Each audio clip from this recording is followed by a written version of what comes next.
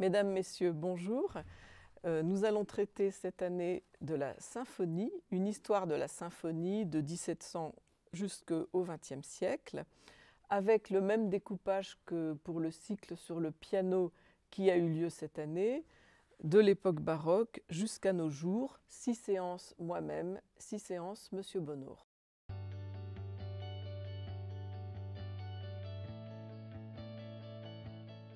L'année prochaine, comme cette année qui vient de s'achever, je prendrai la suite du cycle de Madame Lanquet, suite chronologique, c'est-à-dire que mon cycle commencera en gros vers la fin du XIXe siècle, vers les années 1880, pour explorer tout le monde de la symphonie à travers la civilisation européenne, et étudier dans toutes ses diversités ce monde très riche.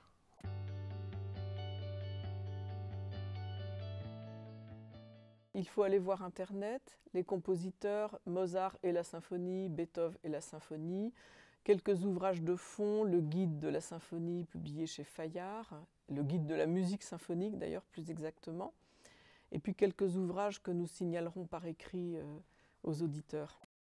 Pour les compositeurs un par un, il y a deux collections principales aujourd'hui qui sont excellentes. C'est la collection Classica Actes Sud et la collection Bleu Nuit. C'est un éditeur, Bleu Nuit, qui publie des monographies sur tous les compositeurs. Et puis évidemment, on ne saurait se dispenser d'Internet, de toutes les recherches que l'on peut trouver sur Wikipédia ou sur YouTube.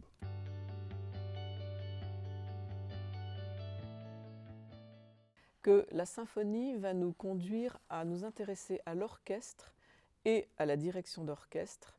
Et l'orchestre est comme une palette de couleurs pour le compositeur, c'est-à-dire qu'il va utiliser les timbres des instruments exactement comme le peintre utilise les couleurs. Et d'autre part, l'orchestre peut aussi devenir un personnage, peut avoir un rôle dramaturgique, comme dans un opéra, sauf qu'il n'y a pas de paroles. Et enfin, que l'orchestre est une entité mobile qui évolue avec le temps et qui n'est pas du tout un groupe de musiciens ou d'instruments figés dans le temps et qui évolue des violons du roi de Lully, de l'orchestre à cordes baroque, au grand orchestre chez Mahler, Bruckner et aux petites formations également. Il peut y avoir que des ensembles de vents, des ensembles de percussions. Et petit à petit aussi que les vents et les percussions au XIXe siècle vont être émancipés et mis en valeur. Donc forcément, la symphonie est liée à l'orchestre. On aura vraiment une interrelation pendant tout le cycle.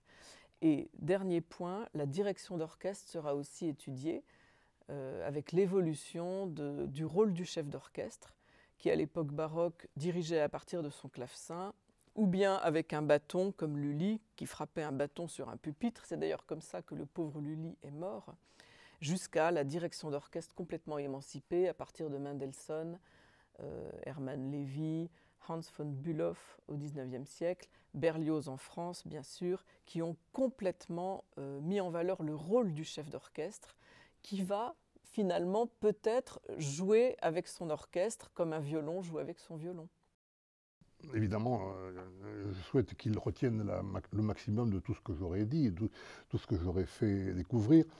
Pour l'époque qui nous concerne, la symphonie, c'est déjà un objet musical moderne. C'est-à-dire que se met en place vers 1880, en gros, les fondamentaux de la vie musicale actuelle, avec des formations symphoniques fixes, des salles dédiées aux concerts symphoniques, des chefs d'orchestre, et comme Madame Lanquet l'a dit tout à l'heure, le chef d'orchestre prend à partir de ce moment-là un rôle singulier, qui va même parfois dépasser celui du compositeur. C'est-à-dire qu'on va écouter la symphonie numéro 1 Requiem de Mahler par Bernstein plutôt que la symphonie de Mahler tout court.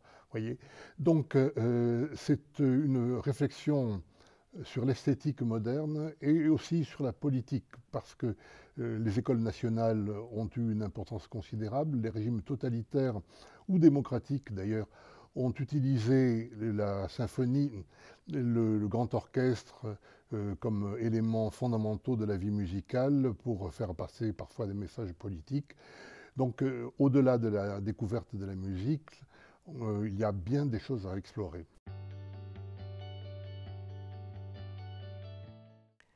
Je vous souhaite un bon été et souhaite vous retrouver à la rentrée aussi nombreux et enthousiastes que pour le cycle sur le piano.